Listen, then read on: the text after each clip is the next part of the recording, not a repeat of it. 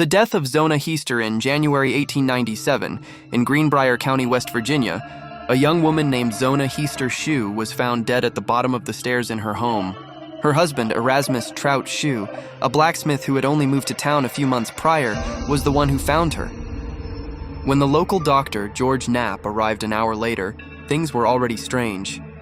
Shue had carried his wife's body upstairs to the bedroom, dressed her in a high-necked, stiff-collared dress, and placed a veil over her face. While Dr. Knapp attempted an examination, Shue cradled his wife's head, sobbing violently and reacting with such aggression whenever the doctor moved toward her neck that Knapp eventually cut the exam short, listing the cause of death as everlasting faint. The haunting Zona was buried, and most of the town felt pity for the grieving widower. But Zona's mother, Mary Jane Heaster, never liked Shue. She prayed for 4 nights straight, asking for the truth. On the 4th night, Mary Jane claimed that Zona appeared at her bedside. The apparition wasn't a glowing mist. She was solid and cold. According to Mary Jane's later sworn testimony, Zona visited her 4 nights in a row to explain that her death was no accident. The ghost claimed that Shue had become enraged over a dinner she had prepared and, in a fit of violence, had broken her neck. To prove it, the spirit reportedly turned her head a full 180 degrees until it faced backward. The trial of the century Mary Jane went to the local prosecutor, John Alfred Preston. Usually, a story about a ghost would be dismissed as a mother's grief-induced hallucination. However, Preston was struck by Mary Jane's unwavering consistency. He began looking into Erasmus Shue and discovered a dark past. Shue had been married twice before.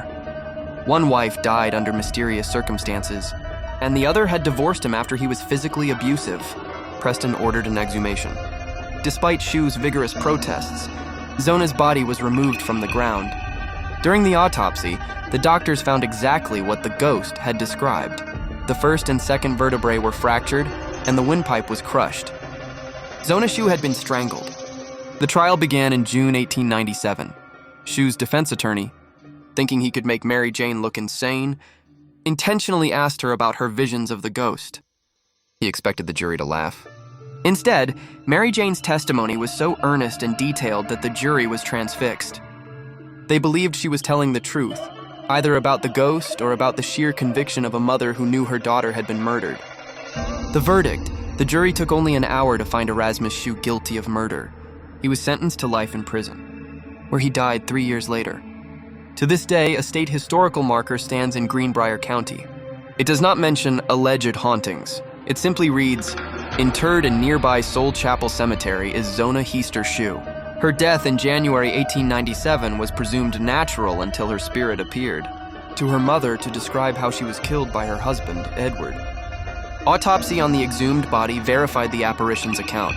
Edward, found guilty of murder, was sentenced to the state prison. Only known case in which testimony from a ghost helped convict a murderer. The eeriest part isn't just the ghost, it's that the physical evidence, which no one could have known without an autopsy, matched a dream perfectly.